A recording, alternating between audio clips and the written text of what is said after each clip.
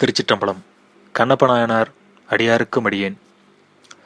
திண்ணனார் அவ்விருவரும் போனதை அறியாதவராகி சீக்கிரம் கள்ளையிலே மாமிசத்தை வைத்து கொண்டு திருமஞ்சனம் மாட்டும் பொருட்டு ஆற்றில் நீரை வாயினால் முகந்து பூக்களை கொய்து தலைமயிரலை செருகி ஒரு கையிலே வில்லையும் அம்பையும் மற்ற கையிலே இறைச்சி வைத்து தேக்கிலை கல்லையும் எடுத்துக்கொண்டு, ஐயோ, என்னுயிர் துணையாகிய சுவாமி மிகுந்த பசியினால் இழைத்தாரோ என்று நினைந்து இறங்கி பதபதத்து ஏங்கி தன் குஞ்சுக்கு இறை அருந்துதற்கு தாளாதோடுகின்ற பறவை போல மனோகதியும் பின்னிட ஓடிப்போய் கடவுளை அடைந்தார். அடைந்து அவருடைய திருமுடிமேல் இருந்த பூக்களை தம்முடைய கார் செருப்பால் மாற்றி தம்முடைய வாயில் இருக்கின்ற திருமஞ்சன நீரை தம்முடைய மனசில் உள்ள அன்பை உமிழ்பவர் போல திருமுடியின் மேல் உமிழ்ந்து தம்முடைய தலையில் இருந்த பூக்களை எடுத்து திருமுடியின் மேல் சாத்தி தேக்கிளையிலே படைத்து இறைச்சியை திருமுன்னே வைத்து, சுவாமி, கொழுமையாகிய இறைச்சிகள் எல்லாவற்றையும் தெரிந்து அம்பினாலை கோத்து நெருப்பிலை பதத்தோடு காய்ச்சி பள்ளினால் அதுக்கி நாவினாலை சுவை பார்த்து படைத்தேன். இவ்விறைச்சி மிக நன்றாயிருக்கின்றது எம்பெருமானே, இதை அமுது செய்தருளும் என்று சொல்லி உண்பித்தார். பின் சூரியன் அஸ்தமயமாயிற்று. திண்ணனார் அவ்விரவிலே துஷ்ட மிருகங்கள் சுவாமிக்கு துன்பம் செய்தல் கூடுமென்று அஞ்சி அம்பு தொடுக்கப்பட்ட வில்லை கையிலே பிடித்து கொண்டும் மறந்தும் கண்ணிமையாமல் சுவாமிக்கு பக்கத்தில் வெளுத்து கொண்டு நின்றார். அப்படி நின்ற திண்ணனார் வைகரையிலேயே சுவாமிக்கு இறைச்சி கொண்டு வரும் பொருட்டு வேட்டையாடுவதற்கு மலைச்சாரலுக்கு போனார். அது நிற்க அறிவு, அருள், அடக்கம், தவம், சிவபக்தி முதலியவைகளை எல்லாம் திரண்ட ஒரு வடிவம் எடுத்தார் போன்றவரும், நல்வினை தீவினைகளால் வரும் ஆக்கக்கேடுகளிலே சமபுத்தி பண்ணுகின்றவரும், யாவரையும் போகிக்க வல்ல மகா சௌந்தரியமுள்ள பெண்கள் வலிய வந்து தம்மை தழுவினும் பரமானு பரிமாணமாயினும் சிந்தந்திரியாமல் அவர்களை தாயென மதிக்கும் மகாமுனிவரும், திருக்காலத்தியப்பரை தினந்தோறும் செய்வாகம் விதிப்படி அர்ச்சிப்பவருமாகிய சிவகோசரியார் என்பவர் பிரம்ம முகூர்த்தத்திலே எழுந்து போய் பொன்முகலி ஆற்றிலே ஸ்நானம் பண்ணி சுவாமியை அரிச்சிக்கும் பொருட்டு திருமஞ்சனமும் பத்திர புஷ்பமும் எடுத்து சிவநாமத்தை உச்சரித்து கொண்டு சுவாமி சன்னிதானத்திலே போனார். போம்பொழுது அங்கே வெந்த இறைச்சியையும் எலும்பும் கிடக்க கண்டு நடுநடுங்கி குதித்து பக்கத்திலே ஓடினார். ஓடி நின்று, தேவாதி தேவரே, தேவரீருடைய சன்னிதானத்தை அடைவதற்கு அஞ்சாத துஷ்டராகிய வேட்டுவ புலையர்களே இந்த அனுசிதத்தை செய்தார்கள் போலும். இவர்கள் இப்படி செய்து போவதற்கு தேவரீர் திருவுளம் இசைந்தீரோ என்று சொல்லி பதறி அழுது விழுந்து புரண்டார். பின்பு சுவாமிக்கு அர்ச்சனை செய்யாமல் தாழ்த்தலால் பயன் யாது என்று நினைத்து அங்கே கிடந்த இறைச்சியும் எலும்பையும் கல்லையும் திருவழகினால் மாற்றி சம்புராட்சணம் செய்து மீளப்பொன் முதலியாற்றிலே ஸ்நானம் செய்து திரும்பி வந்து வேத மந்திரத்தினாலே சுத்தி செய்து உருத்ராசம நமகத்தினால் சுவாமிக்கு அபிஷேகம் பண்ணி பத்திர புஷ்பங்களால் அர்ச்சனை செய்தார். செய்து திருமுன்னே நின்று 2 கைகளையும் சிரசின் மேலே குவித்து 2 கண்களின்றும் ஆனந்த பாஷ்பம் சொரிய திருமேனி எங்கும் மயிர் பொடிப்ப அக்னியில் அகப்பட்ட மெழுகு போல மனம் உருகி இளசி நாத்தழும்ப கீத நடையுள்ளதாகிய சாமவேதம் பாடினார். பாடியபின் பலமுறை பிரதட்சணம் செய்து சாஷ்டாமாக நமஸ்கரித்து அருமையாக நீங்கிப்போய் தபோவனத்தை அடைந்தார். அது நிற்க முன்னே வேட்டையாடுவதற்கு மலைச்சாரலில் சென்று திண்ணனார் பன்றி, மான், களை, மறை, கடமை என்னும் மிருகங்களை கொன்று அவைகளை இறைச்சியை முன்போல பக்குவப்படுத்தி தேக்கிலில் வைத்து தேனை பிழிந்து அதனோடு கலந்து முன்போல திருமஞ்சனமும் புஷ்பமும் கொண்டு மலையிலே ஏறி சுவாமி சன்னிதானத்தை அடைந்து முன்போல பூஜை செய்து இறைச்சி கல்லை திருமுனை வைத்து, இந்த இறைச்சி முன் கொண்டு வந்தது போலன்று இவை பன்றி, மான், களை, மறை, கடமை என்கின்ற மிருகங்களின் இறைச்சி, இவைகளை அடியேனும் சுவைத்து பார்த்திருக்கின்றேன், தேனும் கலந்திருக்கிறது, தித்திக்கும் என்று சொல்லி உண்பித்து அவருக்கு பக்கத்திலே பிரியாமல் நின்றார். அப்பொழுது முதநாள் போல நாணனும் காடனும் ஆகிய இருவராலும் தன் புத்திரராகிய திண்ணனாருடைய செய்களை அறிந்த நாகன் ஊனும் உறக்கமுமின்றி தேவராட்டியும் கொண்டு வந்து திண்ணனாரை பற்பரல் திறத்தினாலே வசிக்கவும் அவர் வசமாகமையால் கண்டு சிந்தை நொந்து இனி யாது செய்வோம் என்று சொல்லிக்கொண்டு அவரை விட்டு திரும்பி போய்விட்டார்கள். சிவபெருமானோடு ஒற்றுமைப்பட்டு அவ்விரைப்பணியின் வலுவாது நிற்கும் திண்ணனார் பகற்காலத்திலே மிருகங்களை கொன்று சுவாமிக்கு இறைச்சியை ஊட்டியும் ராக்காலத்திலே நித்திரை செய்யாமல் சுவாமிக்கு அருகே நின்றும் இப்படி தொண்டு செய்து வந்தார். சிவகோச்சரியாரும் தினந்தோறும் வந்து சன்னிதானத்தில் இறைச்சி கிடத்தலை கண்டு இறங்கி சுத்தி செய்து சைவாகம விதிப்படி அரிச்சித்து கொண்டு இந்த அனுசிதம் நிகழாமல் அருளல் வேண்டும் என்று பிரார்த்தித்து வந்தார். திருக்காலத்தியப்பர் அந்த சிவகோசரருடைய மனத்துயரத்தை நீக்கும் பொருட்டு 5ஆம் நாள் ராத்திரியிலே அவருக்கு சொப்பனத்திலே தோன்றி, அன்பனே, அவனை வேடுவன் என்று நீ நினையாதே, அவனுடைய செய்களை சொல்வோம் கேள். அவனுடைய உரு முழுவதும் நம்மில் வைக்கப்பட்ட அன்புருவமே, அவனுடைய அறிவு முழுவதும் நம்மை அறியும் அறிவே, அவனுடைய செய்கைகள் எல்லாம் நமக்கு இதமாகிய செய்கைகளே, நம்முடைய முடியின் மேல் உன்னாலே சாத்தப்பட்ட பூக்களை நீக்கும்படி அவன் வைக்கின்ற செருப்படி நம்முடைய குமாரனாகி சுப்பிரமணிய சுவாமியுடைய காலினும் பார்க்க நமக்கு மிகுந்த ஆனந்தத்தை தருகின்றது. அவன் தன் வாயினால் நம்மேல் உமிழ்கின்ற ஜலமானது அன்புமயமாகிய அவனுடைய தேகம் என்னும் கொள்கலத்தினின்று ஒழுகுகின்றபடியால் கங்கை முதலாகிய புண்ணிய தீர்த்தங்களை பார்க்கினும் நமக்கு பரிசுத்தமுள்ளதாய் இருக்கின்றது.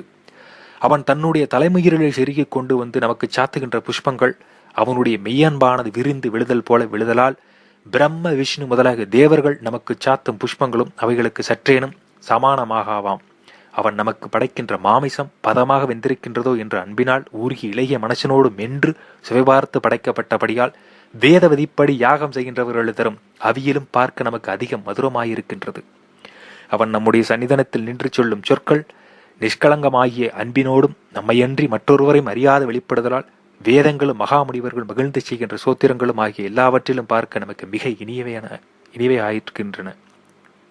அவனுடைய அன்பினால் ஆகிய செய்கைகளை உனக்கு காட்டுவோம், நீ நாளைக்கு நமக்கு பிற்பக்கத்தில் ஒளிந்திருந்து பார் என்று சொல்லி மறைந்தருளினார்.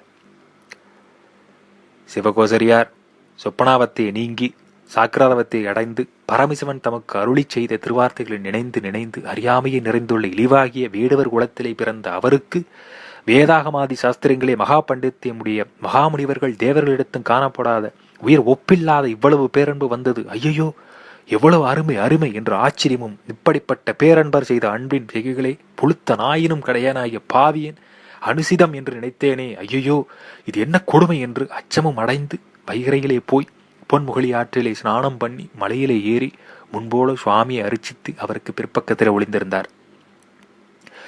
சிவகோசரியார் வருவதற்கு முன்னே வேட்டையாடுவதற்கு சென்ற திண்ணனார் வேட்டையாடி இறைச்சியையும் திருமஞ்சனமும் புஷ்பமும் முன்போல அமைத்துக் கொண்டு அதிசீக்கிரம் திரும்பினார். திரும்பி வரும் பொழுது பல பல துர்ச்சகனங்களை கண்டு இந்த சகனங்களை எல்லாம் உதிரம் காட்டுகின்றன. கெட்டேன், என் கண்மணி போன்ற சுவாமிக்கு என்ன அபாயம் சம்பவித்ததோ அறியேனே என்று மனம் கலங்கி அதிசீக்கிரம் நடந்தார். அடியார்களுடைய பக்தி வலையில் அகப்படுகின்ற அருக்கடலாகிய பரமசிவன் திண்ணனாருடைய அன்பு முழுவதையும் சிவகோசரியாருக்கு காட்டும் பொருட்டு திருவிழம் கொண்டு தம்முடைய வழக்கண்ணினின்றும் இரத்தம் சொரிய பண்ணினார். திண்ணனார் தூரத்திலே கண்டு விரைந்தோடி வந்தார். வந்தவுடனே இரத்தம் சொரிதலை கண்டார். காண்டலும் வாயிலுள்ள திருமஞ்சனம் சிந்த, கையிலிருந்து இறைச்சி சிதற, அம்பும் வில்லும் விழ, தலைமயிரில் செருகப்பட்ட புஷ்பங்கள் அலைந்து சோர, ஆட்டுகின்ற கயிறு அற்ற பொழுது வீழ்கின்ற நாடக பாவை போல சீக்கிரம் பதைபதைத்து நிலத்திலே விழுந்தார். விழுந்தவர் எழுந்து போய் இரத்தத்தை பலமுறை கையிலனை துடைக்க அது காளுதல் தவிராமையை கண்டு அதற்கு இன்னது செய்வோம் என்று அறியாதவராகி பெருமூச்செறிந்து திரும்பி போய் விழுந்தார். நெடும்பொழுது உள்ளீர் தமன்று இறந்தவர் போல கிடந்தார்.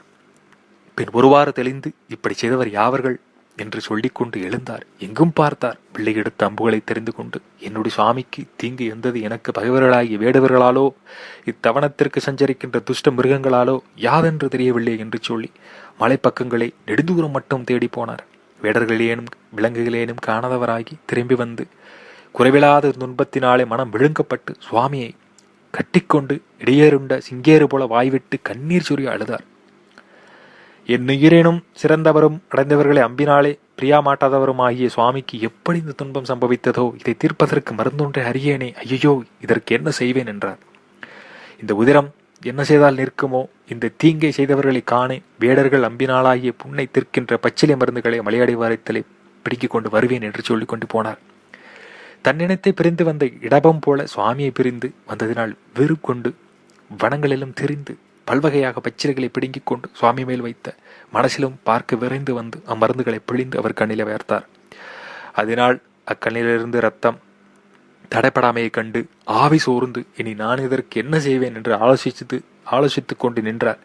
நிற்க ஊனுக்கு ஊனிடம் வேண்டும் என்னும் பழமொழி அவருடைய ஆத்தியானத்திலே வந்தது. உடனே இனி என்னுடைய கண்ணை அம்பினாலை இடந்து அப்பினால் சுவாமியுடைய கண்ணினின்றும் பாயும் ரத்தம் தடைபடும் என்று நிச்சயித்துக் கொண்டு மனமகிழ்ச்சியோடும் திருமுன்னை இருந்து அம்பை எடுத்து தம்முடைய கண்ணை தோண்டி சுவாமியுடைய கண்ணிலே அப்பினார். அப்பின மாத்திரத்திலே இரத்தம் தடைபட்டதை கண்டார். உடனே அடகுதற்கரிய சந்தோஷமய கடலிலே அமிழ்ந்து குதித்து பாய்ந்தார். மலை போல பருத்த புயங்களிலே கைகளினாலே குட்டி ஆராவரித்தார். குத்தாடினார். நான் செய்த செய்கை என் நன்று என்று சொல்லி வியந்து அத்தியந்த ஆனந்தத்தினாலே உண்மத்தர் போலாயினார். இப்படி சந்தோஷகாரத்திலே உலாவும் பொழுது திருக்காலத்தீஸ்வரர் அந்த திண்ணனாருடைய பேரன்பை சிவகோசரியாருக்கு பின்னும் காட்டுதற் பொருட்டு திருவளம் கொண்டு தம்முடைய மற்ற இடத்து கண்ணிலிடும் இரத்தஞ்சொரிய பண்ணினார். அது திண்ணனாருடைய அளவில்லாத சந்தோஷ சாகரத்தை உறிஞ்சியது. அக்னி நிறையத்துள்ளே விழுந்து நெடுங்காலம் துன்பமுற்று அதனை நீங்கி சொர்க்கத்தை அடைந்து இன்பமுற்றோன் ஒருவன் பின்னும் அந்நிறையத்திலே வீழ்ந்தார் போல திண்ணவார் உவகை மாறி கரையில்லாத துன்பக்கடலிலே அழுந்து ஏங்கி பின்னர் ஒருவாறு தெளிந்து, நான் அஞ்சேன், இதற்கு நான் ஒருபொழுதும் அஞ்சேன், மருந்து கை கொண்டு கொண்டேன், இன்னும் ஒரு கண்ணிருக்கின்றதே, அதை தோண்டி அப்பி நோயை தீர்ப்பேன் என்று துணிந்து தம்முடைய கண்ணை தோண்டிய பொழுது சுவாமியுடைய கண் இவ்விடத்தில் இருக்கின்றது என்று தெரியும் பொருட்டு ஒரு செருப்பு காலை அவர் கண்ணின் அருகிலே ஊன்றி கொண்டு பெண்ணை மனசிலே பூர்த்தியாகி விருப்பத்தோடும் தம்முடைய கண்ணை தோண்டுபடி அம்பை வைத்தார். தயாநிதியாகிய கடவுள் அதை சகிக்கலற்றாதவராகி வேதாகமங்கள் தோன்றிய தம்முடைய அருமை திருவாய் மலரை திறந்து, நில்லு கண்ணப்பா, நில்லு கண்ணப்பா, என் அன்புடை தோன்றல் நில்லு கண்ணப்பா என்று அருளி செய்து அவருடைய கண்ணை தோண்டும் கையை தமது வியாதிஸ்தனமாகிய லிங்கத்தில் தோன்றிய திருக்கரத்தினாலே பிடித்து கொண்டார். உடனே பிரம்மாதி தேவர்களும் சமஸ்தரும் வேத கோஷத்தோடும் நிலம் புதைய கற்பக பூமாறி பொழிந்தார்கள். மகா ஞானியாகிய சிவகோச்சரியார் இந்த சமாச்சாரம் முழுவதையும் கண்டு அத்தியந்த ஆச்சரியம் அடைந்து சுவாமியை வணங்கினார். அன்றைய நாள் முதலாக பெரியோர்கள் சுவாமி சொல்லியபடியே அவருக்கு கண்ணப்பர் என்னும் பெயரை வழங்குகிறார்கள். நெடுங்காலமாக உஷ்ணமாகிய அக்னி மத்தியிலே நின்று ஐம்புலன் வழியே செல்லாதபடி மனசை ஒடுக்கி அருந்தவம் செய்கின்றவர்களுக்கு கிட்டாத பரம்பொருளியாக கடவுள் 6 நாளுக்குள்ளே பெருகிய அன்பு மேலிட்டினாலே தம்முடைய திருநயனத்தில் இரத்தத்தை கண்டு அஞ்சி தம்முடைய கண்ணை இடந்து அத்திருநயத்தில் அப்பும் திண்ணனாருடைய கையை தமது அருமை திருக்கரத்தினாலே பிடித்து கொண்டு, நிஷ்கலங்க பத்தியுடைய கண்ணப்பா, நீ நமக்கு வலப்பக்கத்தில் நில் என்று திருவருள் புரிந்தார். இதை பார்க்கிலும் பெற வேண்டிய பேறு யாது? திருச்சிற்றம்பலம், தில்லையம்பலம், சிற்சிவேசா, சிவசிதம்பரம்.